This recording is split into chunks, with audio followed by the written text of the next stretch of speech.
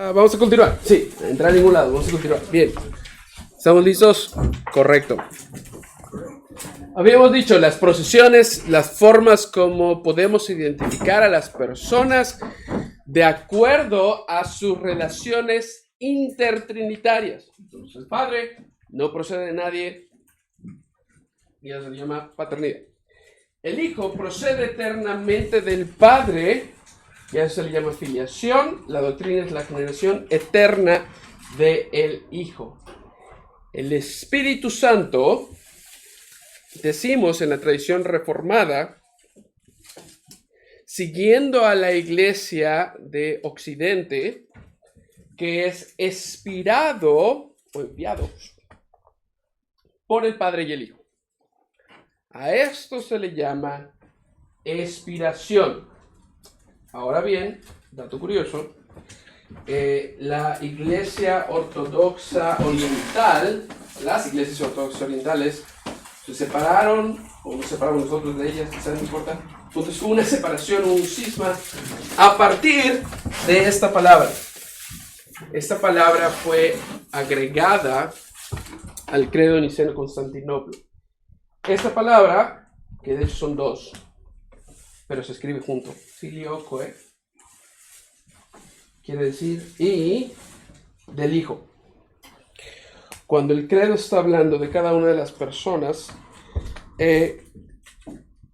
hubo un momento en la historia donde la iglesia de Occidente creyó apropiado, o más exacto más bien, aclarar que el Espíritu Santo no solamente procede del Padre, sino que procede tanto del Padre como del Hijo, o sea, del Padre y del Hijo, y esto es el filioque, no filioque, porque no es español, es latín, filioque, y a eso se le llama expiración. Ahora, lo que vamos a hacer ahorita es ver algunos pasajes bíblicos que reflejen estas procesiones. No se los tienen que aprender, pero tienen que saber que existen. El Padre no procede de nadie, Juan 5:26, que también nos enseña el Hijo, pero estamos pensando en el Padre, porque como el Padre tiene vida en sí mismo, así también ha dado al Hijo tener vida en sí mismo. ¿Okay? Entonces el Padre no procede de nadie. Otra cuestión bíblica es el hecho de que a Dios se le llame Padre. Por supuesto, hablamos de la paternidad de Dios en un sentido familiar, ¿no? Padre porque nos ama como un padre, Padre porque se preocupa por nosotros, Padre porque provee para nosotros, porque nos cuida, pero principalmente Padre porque es origen. Entonces, en ese sentido, por ejemplo, leemos Pablo escribe en Efesios 1, 3 al 4, bendito sea el Dios y Padre de nuestro Señor Jesucristo. Y en ese sentido, otra vez, simplemente el nombre Padre nos está explicando algo de que el Padre no procede de nadie. El Hijo procede eternamente del Padre. Juan 1, 14, 18, el Verbo se hizo carne y habitó entre nosotros. A Dios nadie le vio jamás. El unigénito Hijo, algunos manuscritos dicen el unigénito Dios, no importa porque sabemos que se refiere a Jesús, que está en el seno del Padre, Él le ha dado a conocer. Esta expresión de está en el seno del Padre se ha interpretado históricamente también como apuntando a la procedencia del Padre. Juan 5, 19 al 23. Entonces Jesús les dijo, de cierto os digo, no puede el Hijo hacer nada por sí mismo, sino lo que ve hacer al Padre, para que todos honren al Hijo como honran al Padre.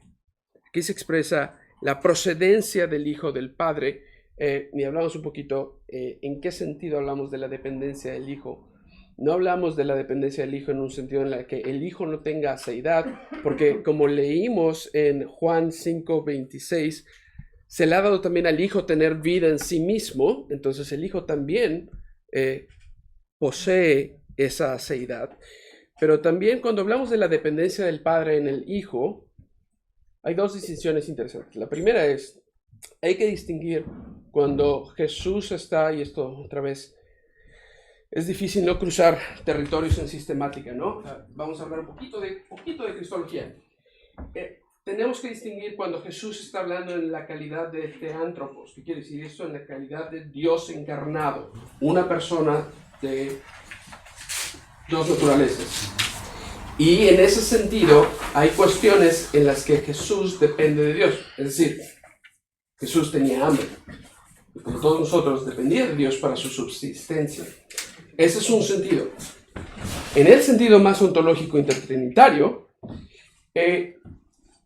parte de lo que hablábamos, Pablo y yo, ahorita en el descanso, es no hay ningún problema en decir que el Hijo depende del Padre, porque al final de cuentas es Dios dependiendo de Dios.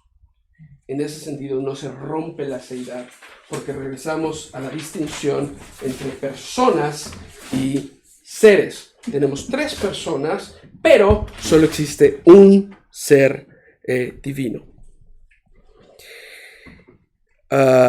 Bien. Hebreos 1:3 dice, el cual siendo el resplandor de su gloria y la imagen misma de su sustancia y quien sustenta todas las cosas, refiriéndose al Hijo, ¿no? Y otra vez, este tipo de pasajes no nos hablan del Hijo como algo independiente del Padre, sino siempre procedente de Él. Cuando hablamos del Espíritu Santo, que es aspirado por el Padre y el Hijo, y la razón por la que se añadió el filioque a el credo niceno-constantinopla, es por pasajes como estos. Juan 15:26. Cuando venga el Consolador, ¿quién está hablando aquí? Jesús. Cuando venga el Consolador, a quien yo os enviaré del Padre. Es decir, el Espíritu de verdad que procede del Padre. Él dará testimonio de mí. Entonces, ¿de quién procede, según este pasaje, el Espíritu? Por un lado, procede del Padre, pero al mismo tiempo Jesús está diciendo, yo lo enviaré. ¿Ok? Entonces, del Padre y del Hijo. Juan 16:7, pero yo os digo la verdad, os conviene que yo me vaya, porque si no me fuere el Consolador no vendría a vosotros, mas si me fuere, os lo enviaré. Otra vez, ¿quién está enviando aquí al Espíritu? Jesús, el Hijo. En ese sentido, creo que hay fundamentos bíblicos para decir que el Espíritu Santo procede tanto del Padre como del Hijo. Uno de los argumentos en contra, que ahorita vamos a ver por qué nosotros no nos afecta, es que, sobre todo en la iglesia primitiva, cuando habían estas cuestiones arianas o arrianas, el pensamiento era, si yo procedo de alguien, mientras más lejos estoy de ser alguien perfecto y original, más lejos estoy de la perfección y del bien, y menos Dios soy. Esto viene desde el neoplatonismo, pero no es lo que la Escritura enseña. Lo que la Escritura enseña es que independientemente de cómo sean estas procesiones, las tres personas son coiguales, coeternas, en gloria y deidad. Y esto es lo que nosotros defendemos. Bien, estos son algunos de los pasajes que muestran estas procesiones. Vamos a ver qué pasa hasta ahorita si negamos algunas de las verdades que hemos defendido desde la Escritura.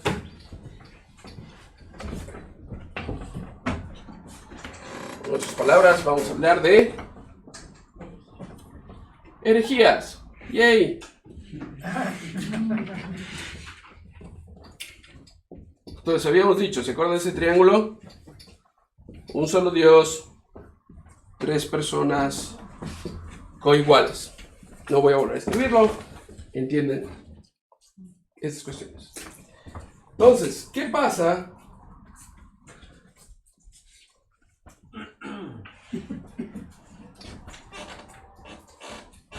si negamos cada una de estas? ¿Qué pasa si negamos que tenemos un solo Dios?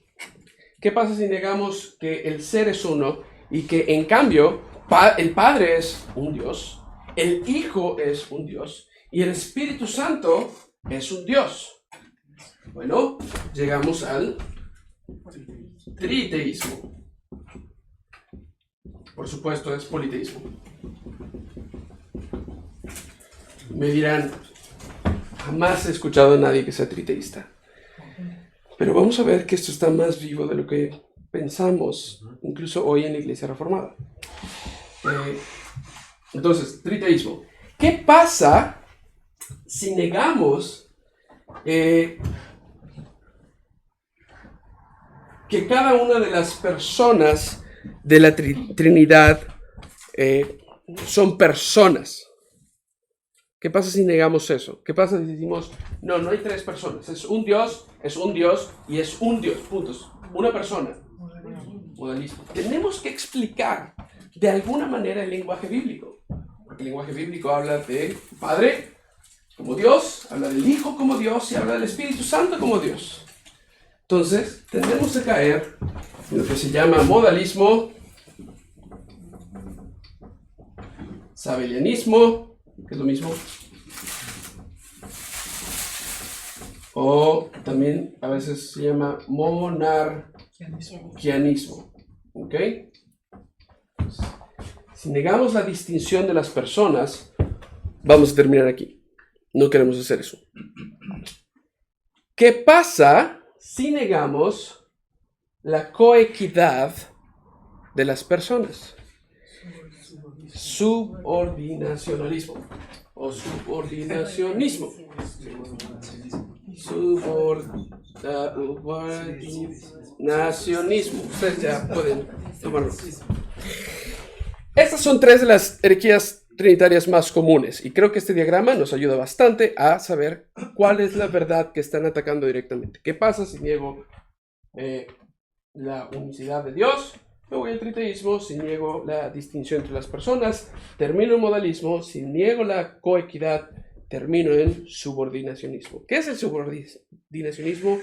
Básicamente nos dice, las personas dentro de la Trinidad no son iguales una a la otra. Hay una que tiene más poder, hay una que tiene más autoridad, etcétera, etcétera, etcétera. Hay otras herejías trinitarias. Sí. Están preguntando acerca de si puede volver a explicar la diferencia entre inspiración y filioque.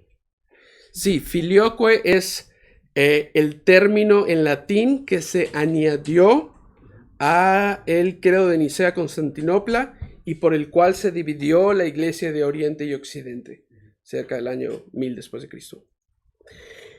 La expiración es la doctrina de que el Espíritu procede, es eternamente expirado, tanto del Padre como del Hijo. Entonces, uno es un término técnico, el otro es precisamente la doctrina.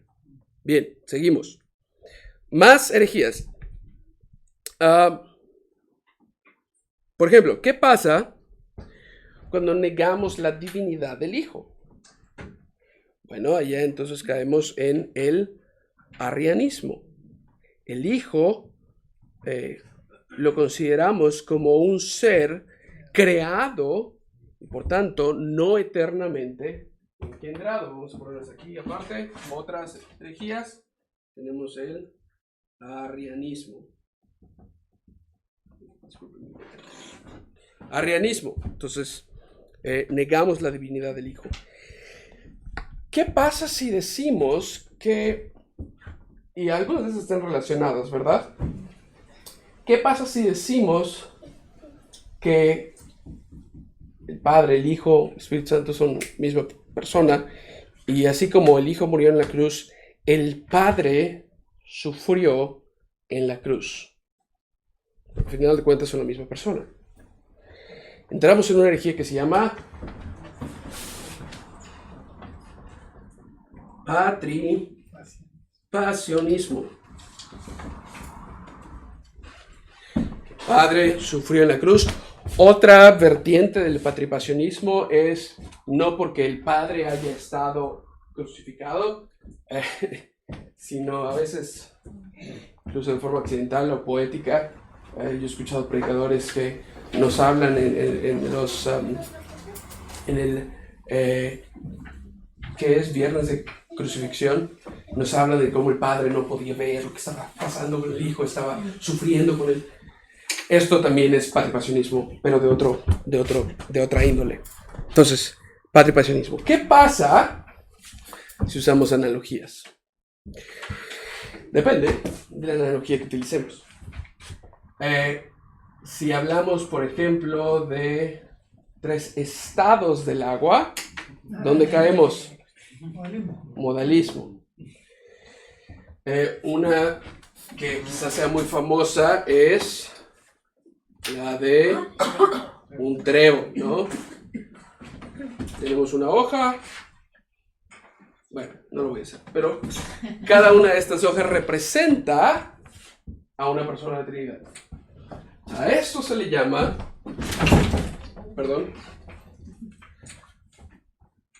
parcialismo. Lo que estoy diciendo es, el Padre es una parte de Dios, el Hijo es otra parte de Dios y el Espíritu Santo es otra parte de Dios. ¿Contra qué doctrina va eso? Simplicidad. Bien, contra la simplicidad de Dios. Entonces, arrianismo, patripasionismo y parcialismo. Ok, preguntas hasta aquí. Ahora sí, algunas preguntas porque vamos a entrar a Trinidad ontológica, que alguien me preguntaba ya, y Trinidad económica y todo esto. ¿Todo claro? ¿No hay preguntas sobre la Trinidad? Lo que se niega sobre la personalidad del Espíritu Santo. ¿Cómo se llama? Es una buena pregunta. Honestamente,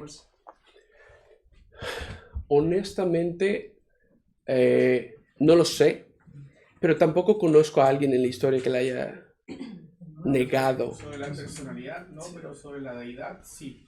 Los neumatomaquianos, Ándale, ¿qué tal? que peleaban contra el espíritu.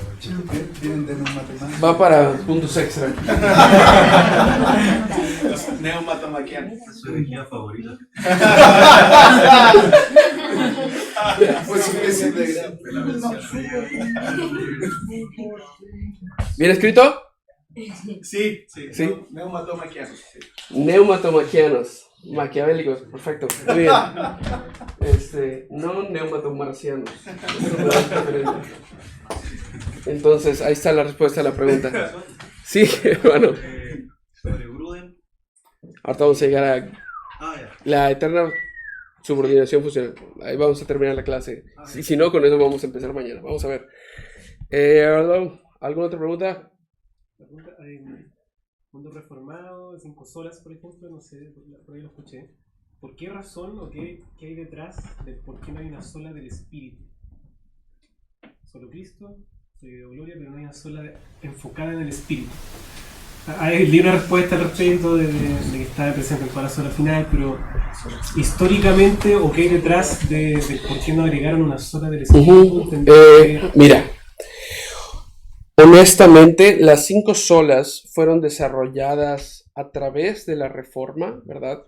Cuando uno lee la historia de Lutero, creo que Lutero escribió 3 o 4 y luego otras fueron añadidas. Entonces es muy difícil responder por qué no hay algo. Es más fácil responder porque sí tenemos X o Y. Quiero suponer que si nosotros preguntáramos a los reformadores, ellos te responderían, sola escritura corresponde al Espíritu. Por lo que vamos a ver mañana, de cómo el Espíritu trabaja en la inspiración divina. Pero no lo sé, igual no, simplemente no se les ocurrió, no lo sé, honestamente. Buena pregunta, no lo había pensado. Sí. Pregunta también, dice, profesor, buenas noches, hay un grupo que habla del unitarista. ¿Cómo se entiende eso también? Los unitarios. Los unitarios son los que son básicamente los que niegan la distinción de las 3 personas y obviamente niegan esto, pero están afirmando el monoteísmo.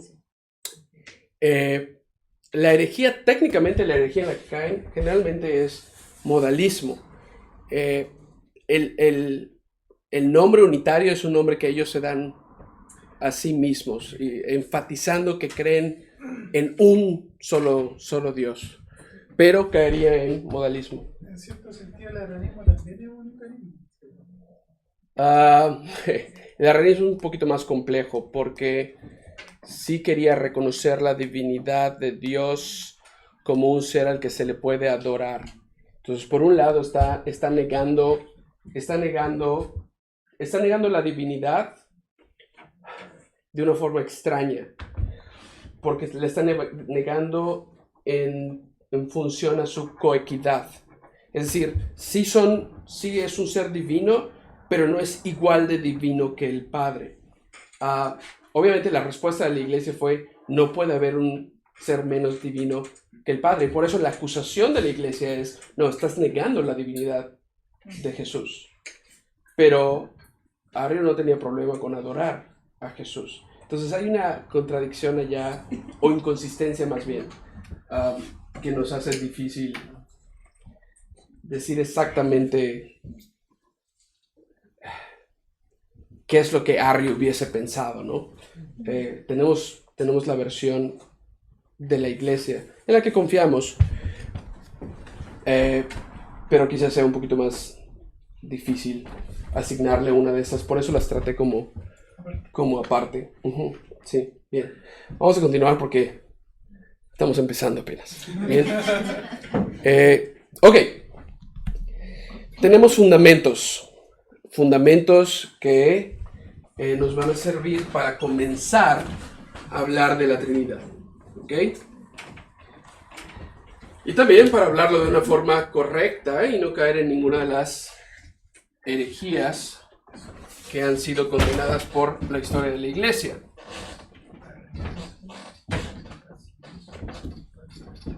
Ok, bien. ¿Qué es lo que sigue entonces? La iglesia se hizo la pregunta: cuando hablamos de la Trinidad, ¿cómo podemos expresar lo que la Trinidad es en sí misma en comparación con cómo se relaciona la Trinidad con la creación? Dicho de otro modo, no sé si se acuerdan, cuando empezamos esta clase decíamos que siempre que iniciamos con la razón, siempre que iniciamos con la pura observación de la naturaleza, aunque la naturaleza nos habla de Dios y podemos llegar a algunas conclusiones que son correctas, al final de cuentas nuestra teología va a ser limitada, y va a distorsionar el carácter de Dios. Esa era la crítica de Hodge hacia el racionalismo. Gracias. Entonces la iglesia se hizo esa pregunta, ¿no? ¿Cómo podemos distinguir qué es lo que estamos conociendo acerca de la Trinidad en sí misma? Y eso le vamos a llamar Trinidad ontológica,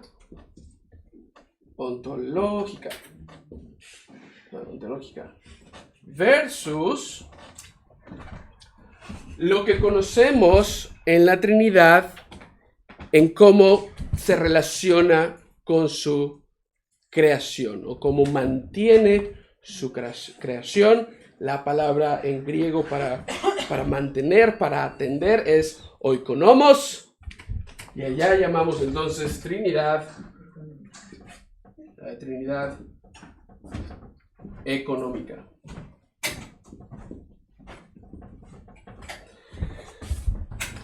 Otras formas, como ustedes van a ver esta distinción, es como la Trinidad ad intra o en sí misma,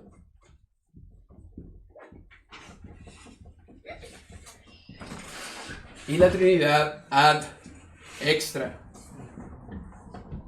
Entonces, Trinidad ontológica, Trinidad ad intra, Trinidad en sí misma, todo esto es la misma cosa. Luego tenemos la Trinidad económica o la Trinidad ad extra, cómo se relaciona con su creación. Todo cuanto hemos hablado hasta ahora nos ha ayudado a construir nuestra teología sobre la Trinidad como es en sí misma, ontológicamente o ad intra. Un solo Dios, en tres personas, Padre, Hijo y Espíritu Santo, coeternas, coiguales en gloria y deidad. Cuando observamos cómo la Biblia habla sobre las obras del Dios Trino con relación a la creación y la redención, aprendemos un poquito más sobre Dios. Y aprendemos más sobre Dios aquí, en cuanto a la Trinidad económica. Y ahorita vamos a ver la importancia de hacer esta distinción. Esta doctrina a la que vamos a entrar, la obra de la Trinidad en la creación y en la redención, la obra de la Trinidad en la naturaleza, se le llama las obras inseparables trinitarias o obras inseparables de la Trinidad. ¿Puedo borrar esto? Ok. ¿Está bien esta distinción? ¿Está clara esta distinción entre Trinidad ontológica ad intra en sí misma y Trinidad económica ad extra? Ok, ya vimos esta parte, vamos a entrar aquí. ¿Ok? Trinidad económica y vamos a entrar a las obras inseparables trinitarias. Uno de mis temas favoritos. Obras inseparables. Trinitarias.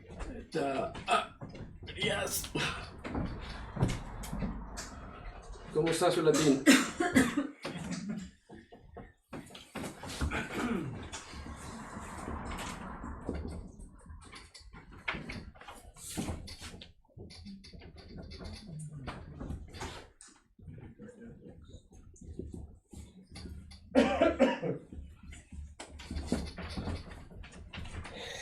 La iglesia, cuando empezó a observar cómo la Trinidad se revela en la creación, en la redención, acuñó esta frase en latín, se las voy a dar en español.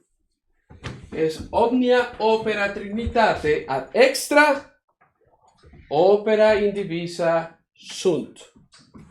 Omnia opera trinitate ad extra opera indivisa sunt. Que lo que quiere decir es, todas las obras de la Trinidad económica o ad extra o como se relaciona a su creación, estas obras, ópera, son indivisibles.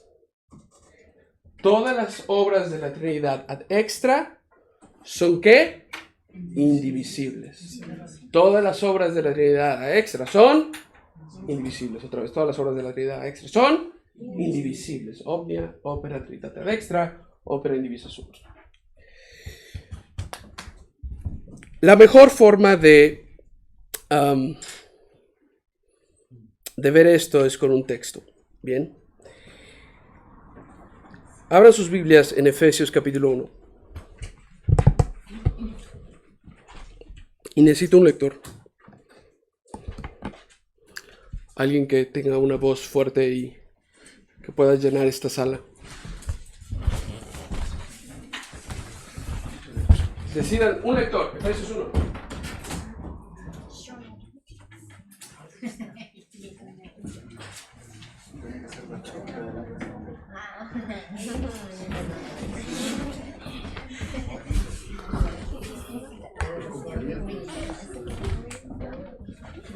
¿Y está el lector? Que se levante, por favor.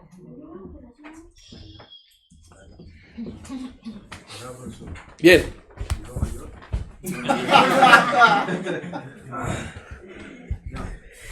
Efesios 1, empiece en el 1, pastor. Yo le digo cuándo se detiene. Fuerte.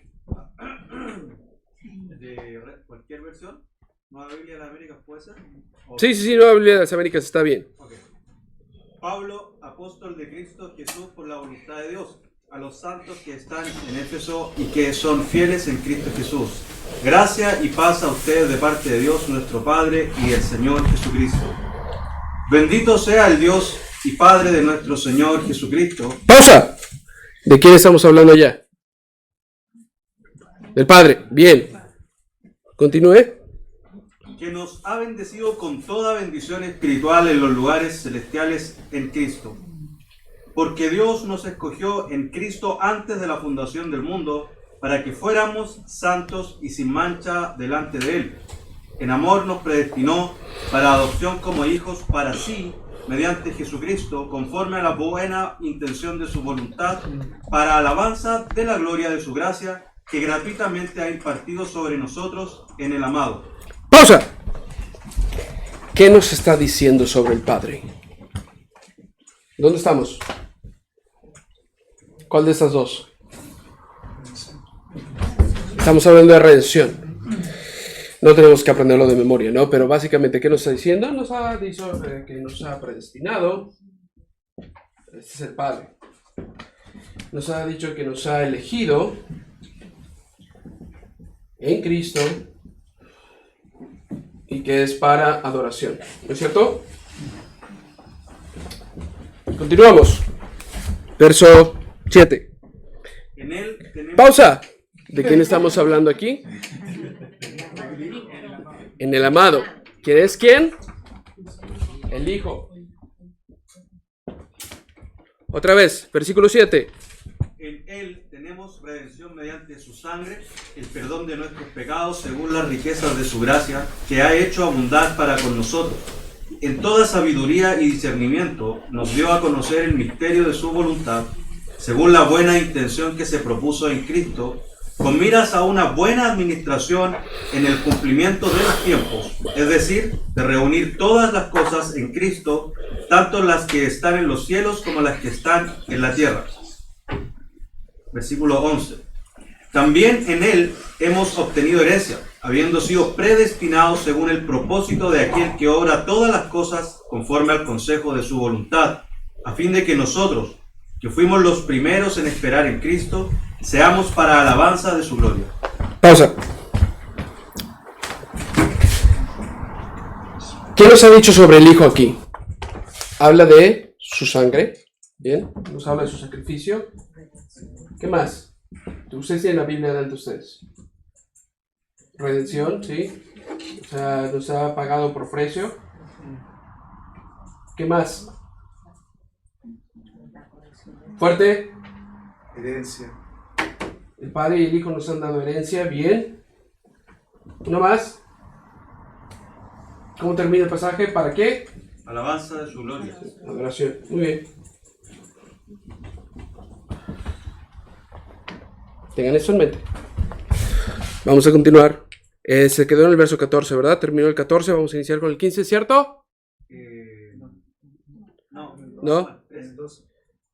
Iniciamos ahora el 13. Ah, sí, perdón, sí. Continuamos en el 13, sí. 13, dice. En él también ustedes, después de escuchar el mensaje de la verdad, Uh-huh. el evangelio de su salvación, y habiendo creído, fueron sellados en él con el Espíritu Santo de Pausa. la promesa. ¿Con quién estamos hablando ya? ¿Qué nos ha dicho el Espíritu Santo? Fueron sellados en él. Sello, aplicación de la redención, ¿verdad? Y la promesa. Aplicación de la promesa. Ok, continúe. 14. Que nos es dado como garantía de nuestra herencia. Garantía, herencia. Herencia, ¿qué más? Con miras a la redención de la posesión adquirida de Dios para alabanza de su gloria. ¿Para qué? Alabanza de su gloria. Adoración. Vamos a hacer una pausa aquí. Gracias, pastor.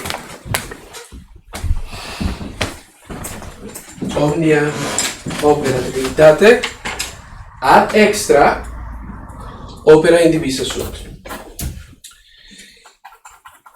¿De quién es la redención? ¿Qué nos dicen los salmos? Es de Dios. La salvación es del Señor. ¿Qué nos dice Pablo? ¿De quién es la redención? ¿Es del Padre? ¿Es del Hijo? ¿Es del Espíritu Santo? Esta es la doctrina de las obras inseparables de la Trinidad. Conforme más lea la Biblia, más se van a dar cuenta de estos patrones. no tenemos tiempo, pero lo van a ver también en la creación. En la creación el Padre está allá, Él habla, manda su palabra, hay lugar sobre el cual el Espíritu está, ¿cuál es la palabra?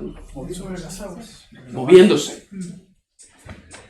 Entonces en creación también tenemos este patrón Padre, Hijo y Espíritu Santo. Este patrón no es coincidental. Este patrón está allá porque va conforme a la naturaleza trinitaria de nuestro Dios, el obrar de forma trina. Ok. Entonces, cuando hablamos de que todas las obras de la Trinidad ad extra o económica son indivisibles, hablamos que absolutamente todo lo que Dios hace, la Trinidad hace. ¿Se acuerdan de este pequeño proverbio que tuvimos al inicio de clase? ¿No? Todo lo que Dios tiene, Él. Todo lo que Dios tiene, Él. Todo lo que Dios hace, la Trinidad hace. Todo lo que Dios hace, la Trinidad hace. Cada persona de la Trinidad está involucrada en las obras de Dios con relación a tanto la creación como la redención y, como vamos a ver también mañana, la inspiración divina, la providencia, etcétera, etcétera, etcétera. En otras palabras, ¿cómo voy a borrar aquí? ¿Cómo delineamos esta doctrina? ¿Qué? Ahorita contesto preguntas.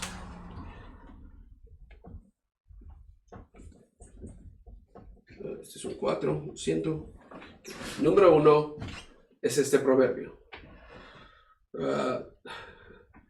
Todas las obras de la Trinidad ad extra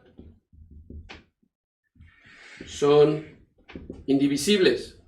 Indivisibles. Bien. Número 2.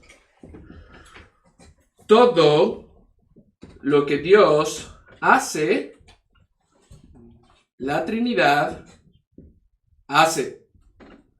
No hay absolutamente algo que Dios haga que algún miembro de la Trinidad, donde algún miembro de la Trinidad no esté involucrado. Incluso interesantemente en la encarnación, en la resurrección, vamos a encontrar pasajes donde la Trinidad entera está obrando. Ahora, también hay otra cuestión que se llama apropiación, ¿no? Hay cosas que son más propias decir sobre algunos de los miembros de la Trinidad. Generalmente, estas apropiaciones tienen que ver con las procesiones. Estas apropiaciones tienen que ver con las procesiones. Entonces, cuando regresamos a la redención, ¿quién es el origen de la salvación? ¿Quién nos predestinó desde antes de la fundación del mundo? El Padre.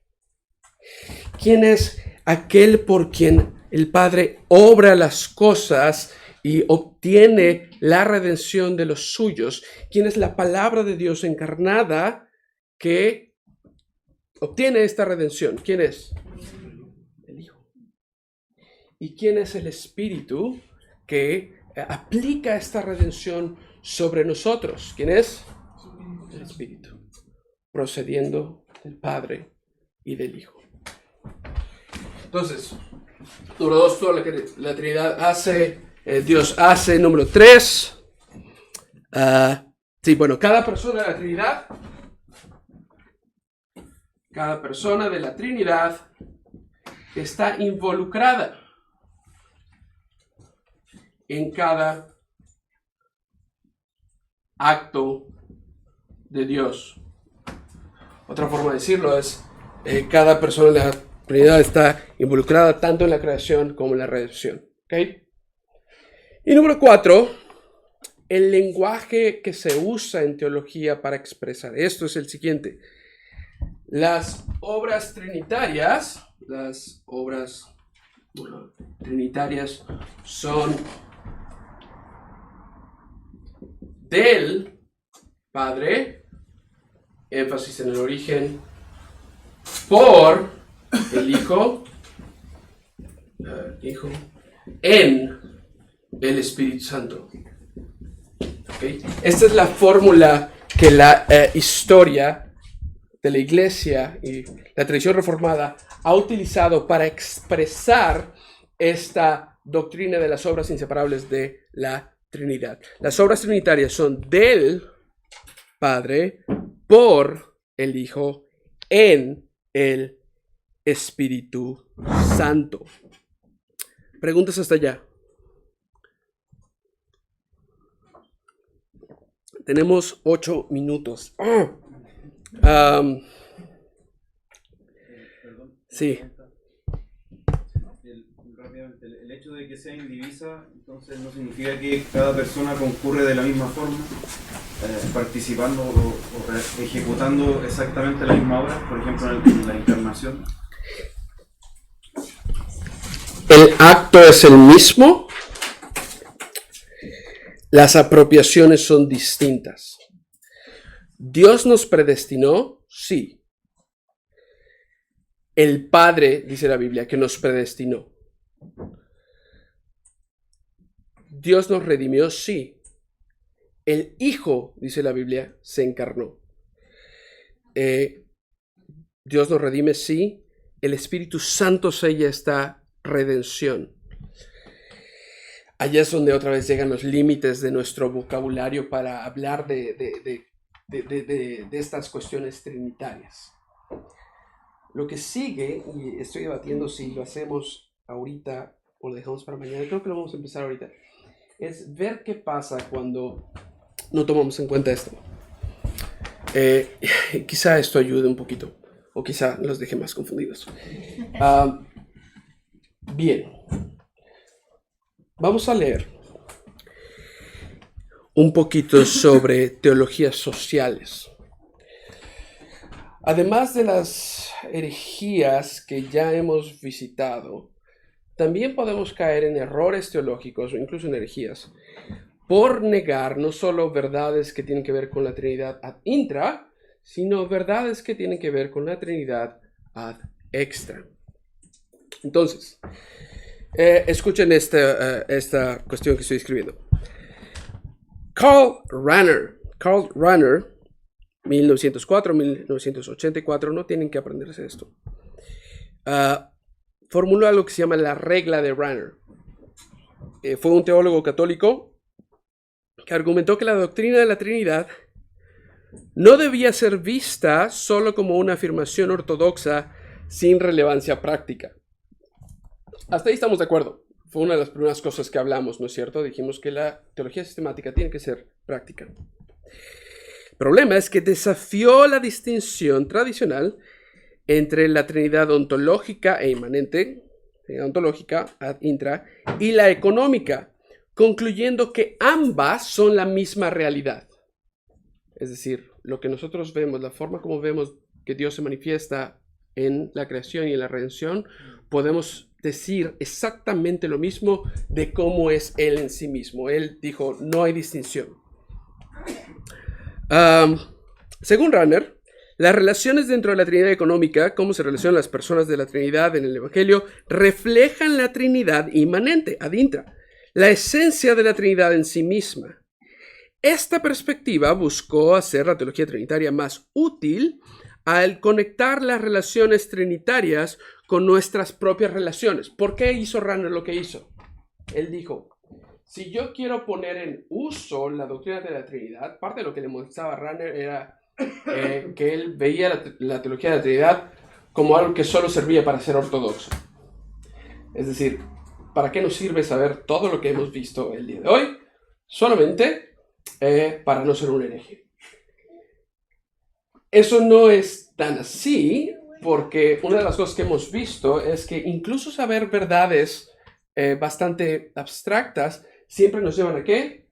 Adoración. Entonces, eso es motivo suficiente para querer afirmar una verdad, aunque sea difícil ponerla en práctica en la vida diaria, que creo que no es el caso de la Trinidad, pero Rahner pensaba esto. Entonces, Rahner dijo, el observar cómo se comportan las personas dentro de la Trinidad nos debe servir como ejemplo para cómo vamos a guiar nuestras propias relaciones. Y por eso fue que Rahner rompió la pared que divide la Trinidad ontológica de la Trinidad económica.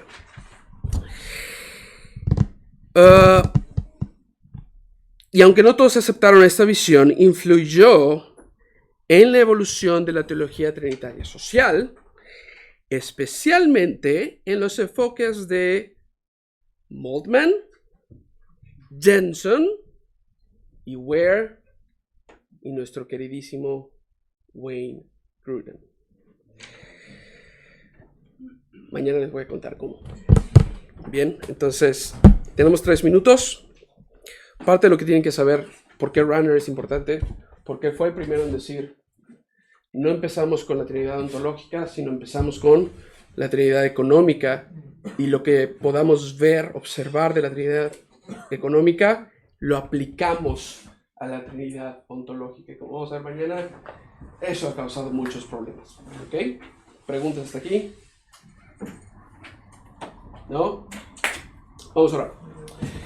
Señor, te damos muchas gracias porque tú eres un Dios bueno, eres un Dios que condesciende y hablas con nosotros de una forma que podamos entender un poco de cómo eres tú, de quién eres tú, de lo grande que eres tú y lo majestuoso que eres. Y con este poco, con este lenguaje para niños que nos das en la Escritura, nuestras cabezas, nuestros cerebros están más que sobre trabajando y estamos sobresaturados de tus excelencias, Señor. Ayúdanos a prevenir no solamente los errores heréticos, sino sobre todo a pensar que estas cuestiones no son importantes. Ayúdanos a recordar que aún la doctrina más recóndita debe servir para adorarte como un Dios distinto a otros dioses, para adorarte como el Dios que eres Padre, Hijo y Espíritu Santo. Te pedimos esto en el nombre de Cristo Jesús. Amén.